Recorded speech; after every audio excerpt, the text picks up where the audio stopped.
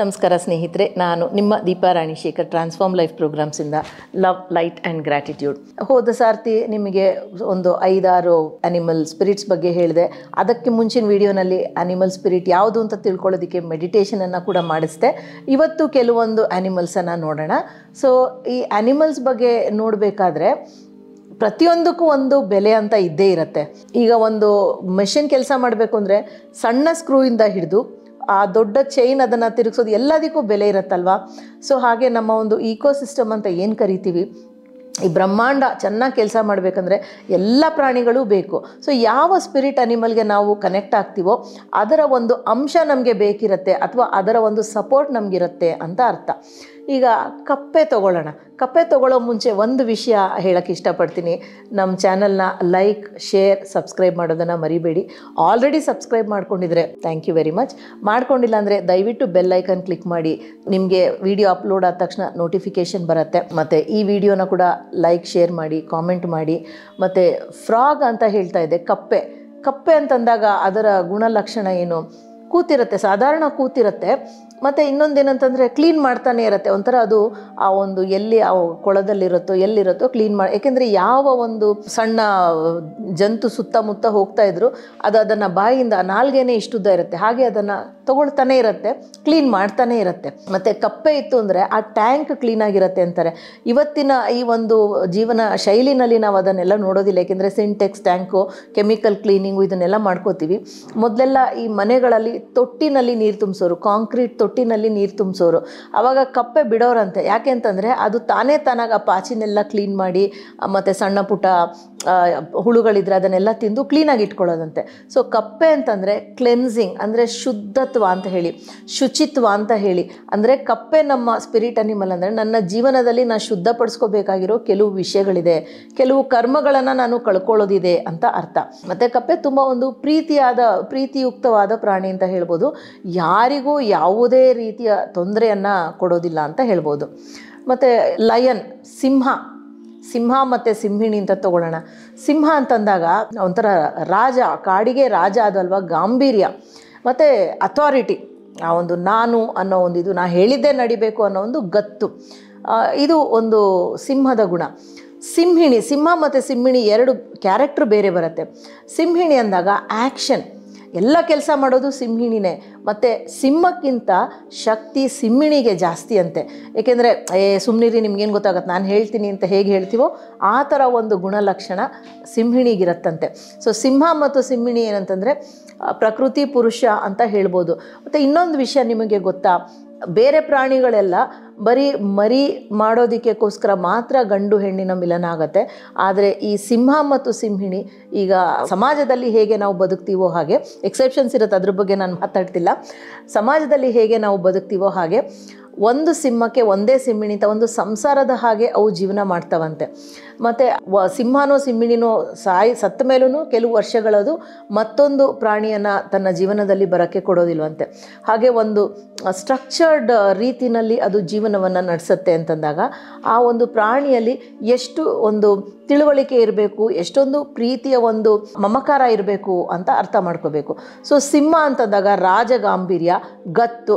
ಸಿಂಹಿಣಿ ಅಂತ ಬಂದಾಗ ಆ್ಯಕ್ಷನ್, ಅಂದರೆ ಕೆಲಸ ಮಾಡುವ ಒಂದು ಚಾತುರ್ಯ ಮತ್ತು ಶಕ್ತಿ.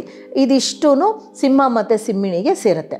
ಮುಂದಿನ ಪ್ರಾಣಿ ಡಾಲ್ಫಿನ್ ಅದು ನೋಡೋದಕ್ಕೆ ಒಂದು ಚಂದ. ಮತ್ತು ಡಾಲ್ಫಿನ್ ಅದರ ಮೂಮೆಂಟಲ್ಲಿ ರಿದಮ್ ಇರುತ್ತೆ.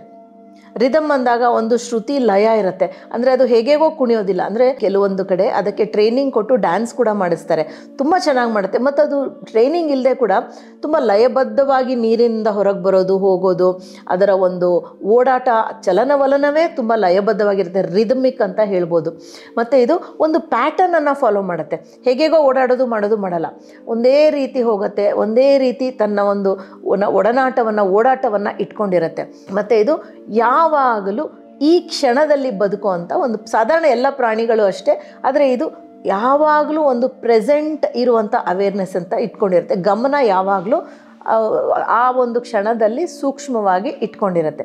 ಮತ್ತು ಡಾಲ್ಫಿನ್ ಅಂದಾಗ ಕಮ್ಯುನಿಕೇಷನ್ ಅಂದರೆ ನಾವು ಮಾತುಕತೆ ಆಡದೆ ವಿಚಾರ ವಿನಿಮಯ ಮಾಡದೇ ಇದ್ದಾಗ ಸುಮಾರು ವಿಷಯಗಳು ಹಾಳಾಗಿ ಹೋಗುತ್ತೆ.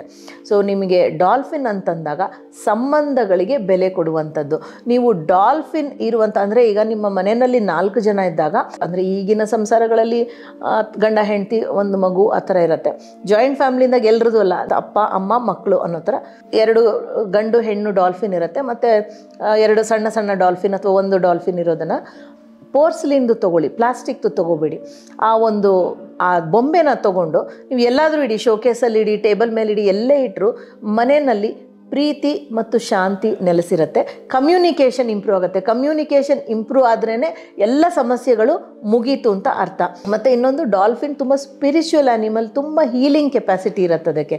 ಆ ಡಾಲ್ಫಿನ್ನ ನೀವು ನೋಡ್ತಾ ಇದ್ರೆ, ಅಂದರೆ ನಾವು ಅಲ್ಲಿ ಹೋಗಿ ನೋಡೋಕ್ಕಾಗಲ್ಲ ಅಂದಾಗಲೂ ಒಂದು ಡಾಲ್ಫಿನ್ ಡ್ಯಾನ್ಸ್ ಮಾಡ್ತಾ ಇರೋದು, ಓಡಾಡ್ತಾ ಇರೋದು ವಿಡಿಯೋನ ನೋಡಿದ್ರೇ ನಿಮಗೆ ಮನಸ್ಸು ಪ್ರಶಾಂತವಾಗುತ್ತೆ. ಮತ್ತು ಇನ್ನೊಂದು, ಸಂಬಂಧಗಳು ಚೆನ್ನಾಗಾಗತ್ತೆ. ಸೊ ಇದು ಡಾಲ್ಫಿನ್ನ ಗುಣಲಕ್ಷಣ. ನೆಕ್ಸ್ಟ್ ಹೇಳೋದು ಟರ್ಟಲ್, ಆಮೆ. ಇದು ಒಂಥರ ಕ್ಷಮಾಗುಣ ಇರುವಂತಹ ಒಂದು ಪ್ರಾಣಿ, ಮತ್ತು ಕೊಡುವಂತಹ ಪ್ರಾಣಿ, ಅಂದರೆ ಏನನ್ನೂ ತೆಗೆದುಕೊಳ್ಳೋದಿಲ್ವಂಥದ್ದು. ಮತ್ತು ಪೇಷನ್ಸ್, ಟಾಲರೆನ್ಸ್, ಯಾರೇನೇ ಮಾಡಿದ್ರೂ ಸರಿ ಅಂತ ಸುಮ್ಮನೆ ಇರುತ್ತೆ. ಮತ್ತು ತುಂಬ ನಿಧಾನ. ನಾವಿವತ್ತು ಫಾಸ್ಟ್ ಅಂತ ಫಾಸ್ಟ್ ಫುಡ್ಡು, ಫಾಸ್ಟ್ ಟ್ರ್ಯಾಕು ಎಲ್ಲವೂ ಬೇಗ ಬೇಗ ಬೇಗ ಬೇಗ ಮಾಡಬೇಕು ಅಂತ ಹೇಳಿ, ಬೇಗ ಮನೆ ಕಟ್ಟಬೇಕು, ಬೇಗ ಇದನ್ನು ಮಾಡಬೇಕು, ಬೇಗ ಅಚೀವ್ ಮಾಡಬೇಕು, ಬೇಗ ರಿಟೈರ್, ಎಲ್ಲದನ್ನು ಫಾಸ್ಟ್ ಮಾಡ್ಕೊಂಡು ಬಿಟ್ಟಿದ್ದೀವಲ್ವಾ. ಒಂದು ಟೈಮ್ಗೆ ಸ್ಪೀಡ್ ಈಸ್ ಇಂಪಾರ್ಟೆಂಟ್ ಅಂತ ಇತ್ತು, ಆದರೆ ಈಗ ಸ್ಲೋ ಡೌನ್ ಅಂತ ಹೇಳ್ತಾ ಇದ್ದೀವಿ. ಯಾಕೆಂದರೆ ನಾವು ಇದೇ ಫಾಸ್ಟ್ ಪೇಸಲ್ಲಿದ್ದರೆ ಎಲ್ಲ ಬೇಗ ಮುಗಿಸಿ ಸಾವು ಕೂಡ ಬೇಗ ಬಂದುಬಿಡತ್ತೆ ಅಂತ ಅನ್ನೋದು. ಹಾಗೆ ಅಂದರೆ ಸ್ಲೋ ಬ್ರೆತ್, ಅಂದರೆ ನಿಧಾನವ ಗತಿಯಲ್ಲಿ ಉಸಿರಾಡಿದಾಗ ಅದು ಮೆಡಿಟೇಷನ್ ಆಗುತ್ತೆ, ಧ್ಯಾನ ಆಗುತ್ತೆ. ಸೊ ನಿಧಾನವಾಗಿ ಉಸಿರಾಡೋದು, ಸ್ಲೋ ಡೌನ್ ಅನ್ನೋದು ಇವತ್ತಿನ ಒಂದು ತತ್ವ ಆಗಿದೆ. ಸೊ ಈ ಟರ್ಟಲ್ ಅದನ್ನು ನಮ್ಗೆ ಹೇಳ್ಕೊಡುತ್ತೆ. ಹಾಗಾಗೇ ಅದು ಆ ನಿಧಾನ ಗತಿಯಿಂದನೇ 300 ವರ್ಷಕ್ಕೆ ಮೇಲೆ ಬದುಕತ್ತೆ. ಮತ್ತು ಒಂದು ಟರ್ಟಲ್ನ ನೀವು ಪೆಟ್ಟಾಗಿ ಇಟ್ಕೋಬೋದು ಮನೆಯಲ್ಲಿ, ಅಂದರೆ ಮನೆಯಲ್ಲಿ ಸಾಕು ಪ್ರಾಣಿಯಾಗಿ ಸಾಕ್ಬೋದು. ಅಂದರೆ ಯಾವಾಗಲೂ ಒಂದು ಸಪೋರ್ಟ್ ಇರೋ ಹಾಗೆ ಇರುತ್ತೆ, ಯಾವಾಗಲೂ ನಿಮಗೆ ಯಾರೋ ಒಬ್ರು ಇದ್ದಾರೆ ಅನ್ನೋ ಒಂದು ಫೀಲನ್ನು ಕೊಡುತ್ತೆ. ಮತ್ತು ಇದು ನಿಜವಾದ ಟರ್ಟಲ್ ಇಟ್ಕೊಂಡ್ರೂ ಸರಿ ಅಥವಾ ವಾಸ್ತು ಆಮೆ ಇಟ್ಕೊಂಡ್ರೂ ಸರಿ ಹಣಕಾಸನ್ನು ತಂದು ಕೊಡುತ್ತೆ. ಅಂದರೆ ನಿಮಗೆ ಫೈನಾನ್ಷಿಯಲ್ ಬ್ಲಾಕ್ಸ್ ಇದ್ದರೆ ಕ್ಲಿಯರ್ ಮಾಡಿ ಹಣಕಾಸು ನಿಮಗೆ ಬರೋದಕ್ಕೆ ಒಂದು ಸಹಾಯವನ್ನು ಮಾಡುತ್ತೆ. ಸೊ ಇದು ಆಮೆ ನಿಮ್ಮ ಪವರ್ ಅನಿಮಲ್ ಆದರೆ ನೀವು ಅದಕ್ಕೆ ಒಂದು ಬೊಂಬೆಯನ್ನು ಇಟ್ಕೊಂಡು ಅಥವಾ ಅದರ ಬಗ್ಗೆ ಧ್ಯಾನವನ್ನು ಮಾಡಬೇಕು. ಮತ್ತು ಈ ವಿಡಿಯೋನಲ್ಲಿ ಕೊನೆಯದಾಗಿ ನಾನು ಹೇಳೋದು, ಮೌಸ್ ಅಂದರೆ ಇಲಿ. ಆ ಒಂದು ಸಣ್ಣ ಇಲಿ ಇರುತ್ತಲ್ಲ, ಹೆಗ್ಗಣ ಬೇರೆ ಇಲಿ ಇರುತ್ತಲ್ಲ, ಅದು ಒಂಥರ ಹಂಬಲ್ನೆಸ್, ಅಂದರೆ ಪರವಾಗಿಲ್ಲ, ಏನೇ ಆದರೂ ಪರವಾಗಿಲ್ಲ, ನಾನು ಖುಷಿಯಾಗಿರ್ತೀನಿ, ಎಲ್ಲೂ ಅಹಂಕಾರ ಇರೋದಿಲ್ವಂತೆ ಈ ಇಲಿಗೆ. ಅಹಂಕಾರವೇ ಅಲ್ವಾ ನಮ್ಮ ಅವನತಿಗೆ ಕಾರಣ ಅಂತ ಹೇಳ್ಬೋದು. ಮತ್ತು ಇದು ಸದಾ ಖುಷಿನಲ್ಲೇ ಇರುತ್ತೆ. ಇಲಿ ಬೇಜಾರು ಮಾಡ್ಕೊಂಡು ಎಲ್ಲರೂ ನೋಡಿದ್ದೀರಾ, ಇಲಿ ಕೂತು ನೋಡಿದ್ದೀರಾ, ಚಟ ಓಡಾಡ್ತಾನೆ ಇರುತ್ತೆ. ಆ ಒಂಥರ ಆ ಫನ್ ಎಲಿಮೆಂಟ್, ಖುಷಿ ತಮಾಷೆ ಖುಷಿನಲ್ಲೇ ಇರುತ್ತೆ, ಓಡಾಡ್ತಾನೇ ಇರುತ್ತೆ. ಅದು ಕೆಲಸ ಇರಲಿ ಬಿಡಲಿ ಓಡಾಡ್ತಾನೆ ಇರುತ್ತೆ. ಅಂದರೆ ಕೆಲವೊಂದು ಸತಿ ಹಾಗೆ ಅಲ್ವಾ, ನಾವು ಸುಮ್ಮನೆ ಓಡಾಡ್ತಾನೆ ಇರ್ತೀವಿ. ಟೆನ್ಷನ್ ಆದರೆ ಅಥವಾ ಇನ್ನೊಂದೇನಾದರೆ ಏನು ಮಾಡೋದು ಗೊತ್ತಿಲ್ಲ ಅಂದರೆ ಬಾಗಿಲಿಂದ ಮನೆಗೆ ಬರೋ, ಒಳಗಿಂದ ಹೊರಗೆ ಹೋಗೋದು, ಅಡುಗೆ ಮನೆಗೆ ಹೋಗೋದು, ರೂಮಿಗೆ ಹೋಗೋದು, ಏನು ಮಾಡೋದು ಗೊತ್ತಿರಲ್ಲ. ಅಂದರೆ ಅದರಲ್ಲೂ ಒಂಥರ ಮಜಾ ಇರುತ್ತೆ ಅಂತ ಇಟ್ಕೊಳ್ಳಿ. ಏನೋ ಒಂಥರ ಎಕ್ಸಸೈಸು ಆಯಿತು ಅಂತ ಹೇಳ್ಬೋದು. ಅಂದರೆ ತಲೆಯಲ್ಲಿ ಯೋಚನೆ ಇರೋದಿಲ್ಲ, ಖಾಲಿ ಇರುತ್ತೆ ತಲೆ, ಅದು ಆರೋಗ್ಯಕ್ಕೆ ಒಳ್ಳೆಯದಲ್ವ. ಮತ್ತು ಇನ್ನೊಂದು ಅಂದರೆ ಈ ಇಲಿ ಅನ್ನೋ ಒಂದು ಪವರ್ ಅನಿಮಲ್ ನಿಮ್ಮದಾಗಿದ್ದರೆ ಇಲ್ಲ ಒಂದು ಭಯ ಇರುತ್ತೆ, ಜೀವನಕ್ಕೆ ನಾನು ಓಡ್ತಾನೆ ಇರಬೇಕು, ನಿಲ್ಲಿಸದೆ ಓಡ್ತಾನೆ ಇರಬೇಕು ಅನ್ನೋವಂಥ ಒಂದು ಭಯ ಇರುತ್ತೆ. ಸೊ ಯಾವ ಪವರ್ ಅನಿಮಲ್ ನಿಮ್ಮದು, ಸ್ಪಿರಿಟ್ ಅನಿಮಲ್ ನಿಮ್ಮದು ಅಂದರೆ ಆ ಗುಣಲಕ್ಷಣಗಳು ನಿಮ್ಮ ಜೀವನದಲ್ಲಿ ಇದೆಯಾ ನೋಡ್ಕೊಳ್ಳಿ. ಇಲ್ಲ ಅಂತಂದರೆ ಆ ಒಂದು ಪ್ರಾಣಿಯ ಮೇಲೆ ಧ್ಯಾನವನ್ನು ಮಾಡಿ, ಆ ಒಂದು ಪ್ರಾಣಿ ನಿಮಗೆ ಗೈಡೆನ್ಸನ್ನು ಕೊಡುತ್ತೆ, ಹೇಗೆ ನಿಮ್ಮ ಜೀವನವನ್ನು ರೂಪಿಸ್ಕೋಬೇಕು, ಈಗಿರುವಂಥ ಜೀವನದಿಂದ ಹೇಗೆ ನೀವು ಮುಂದೆ ಇನ್ನೂ ಚೆನ್ನಾಗಾಗ್ಬೋದು ಅಂಥೇಳಿ. ಸೊ ಡಾಲ್ಫಿನ್ ಆಧ್ಯಾತ್ಮಿಕತೆಗೆ ನಿಮಗೆ ಒಂದು ಏರು ವಿಷಯವನ್ನು ಕೊಡುತ್ತೆ, ಮತ್ತು ಕಮ್ಯುನಿಕೇಷನ್ಗೆ ಹೆಲ್ಪ್ ಮಾಡುತ್ತೆ, ಮತ್ತು ಒಂದು ರಿದಮನ್ನು ಕೊಡುತ್ತೆ. ಯಾವಾಗಲೂ ಒಂದೇ ರೀತಿನಲ್ಲಿ, ಅಂದರೆ ಒಂದೇ ಸಮ ಮೇಲಕ್ಕೆ ಹೋಗ್ತಾನೆ ಇರಬೇಕು. ಅಂದರೆ ಮೇಲಕ್ಕೆ ಹೋಗಿ ಮತ್ತೆ ದಪ್ಪಂದು ಕೆಳಗೆ ಬಿದ್ದರೆ ಏನು ಪ್ರಯೋಜನ ಅಲ್ವಾ. ಸೊ ಆಮೇಲೆ ನಿಮಗೆ ಒಂದು ಹಣಕಾಸಿನ ವಿಷಯದಲ್ಲಿ ಸಹಾಯ ಮಾಡುತ್ತೆ. ಮತ್ತು ಕಪ್ಪೆ ಬಗ್ಗೆ ಹೇಳಬೇಕಂದ್ರೆ ಇನ್ನೊಂದು ವಿಷಯ, ರೀಇನ್ಕಾರ್ನೇಷನ್, ಮರುಜನ್ಮ. ಅಂದರೆ ಎಲ್ಲೊಂದು ಕಡೆ ತುಂಬ ಪೆಟ್ಟು ಬಿತ್ತು ನಿಮಗೆ ಬಿಸ್ನೆಸ್ಸಲ್ಲಿ, ಇಲ್ಲಾಂದರೆ ಮತ್ತೆ ಎದ್ದು ನಿಲ್ಲುವಂಥ ಒಂದು ಶಕ್ತಿನ ಕೊಡುತ್ತೆ. ಸೊ ಈ ಎಲ್ಲ ಪ್ರಾಣಿಗಳ ಬಗ್ಗೆ ತಿಳ್ಕೊಂಡಿದ್ದೀರಾ. ನಿಮ್ಮ ಪವರ್ ಅನಿಮಲ್ ಯಾವುದು ಅಂತ ಮತ್ತೆ ನನ್ನ 2 ವಿಡಿಯೋಗಳ ಮುಂಚೆ, ಅಂದರೆ ಪವರ್ ಅನಿಮಲ್ ಪಾರ್ಟ್ 1 ನೋಡಿ ಆ ಮೆಡಿಟೇಷನ್ ಮಾಡಿ. ನಿಮಗೆ ಕಂಡಿಲ್ಲ ಇನ್ನೂ ನಿಮ್ಮ ಪವರ್ ಅನಿಮಲ್, ಸ್ಪಿರಿಟ್ ಅನಿಮಲ್ ಅಂದರೆ ಮತ್ತೆ ಮತ್ತೆ ಮಾಡಿ ಮೆಡಿಟೇಷನ್. ನಿಮಗೆ ಅದು ಕಾಣೋವರೆಗೂ ಮಾಡಿ. ಗೊತ್ತಾಗಲಿಲ್ಲ ಅಂದರೆ ನಿಮಗೆ ಯಾವ ಅನಿಮಲ್ ಇಷ್ಟನೋ ಅದನ್ನು ನೀವು ಪವರ್ ಅನಿಮಲ್ ಅಂತ ಸ್ವೀಕರಿಸಿ ಅದನ್ನು ನೀವು ಧ್ಯಾನಿಸೋಕ್ಕೆ ಶುರು ಮಾಡಿ. ಖಂಡಿತ ನಿಮಗೆ 1-2 ಹೆಜ್ಜೆಗಳು ಮುಂದೆ ಹೋಗ್ತೀರಾ, ಹಾಗೆ ಮತ್ತೊಂದೆರಡು ಅಂತ ಮುಂದಕ್ಕೆ ಹೋಗ್ತಾನೆ ಇರ್ತೀರಾ. ಸೊ ಈ ಡಾಲ್ಫಿನ್ನ ಮನೇಲಿ ಇಡೋದಕ್ಕೆ ಮರಿಬೇಡಿ. ಕಮ್ಯುನಿಕೇಷನ್ಗೆ ಹೆಲ್ಪ್ ಮಾಡುತ್ತೆ, ಸಂಸಾರದಲ್ಲಿ ಒಂದು ನಿಕಟತೆಯನ್ನು ತಂದು ಕೊಡುತ್ತೆ, ಸಮಸ್ಯೆಗಳನ್ನು ಪರಿಹಾರ ಮಾಡುತ್ತೆ, ಮತ್ತು ಆಮೆಯನ್ನು ನೀವು ಇಟ್ಕೊಂಡಾಗ ಹಣಕಾಸಿನ ಸಮಸ್ಯೆನ ಅದು ದೂರ ಮಾಡುತ್ತೆ. Thank you so much for joining me. ನಾನು ನಿಮ್ಮ ದೀಪಾ ರಾಣಿ ಶೇಖರ್, ಟ್ರಾನ್ಸ್ಫಾರ್ಮ್ ಲೈಫ್ ಪ್ರೋಗ್ರಾಮ್ಸಿಂದ ಲವ್, ಲೈಟ್ ಆ್ಯಂಡ್ ಗ್ರ್ಯಾಟಿಟ್ಯೂಡ್.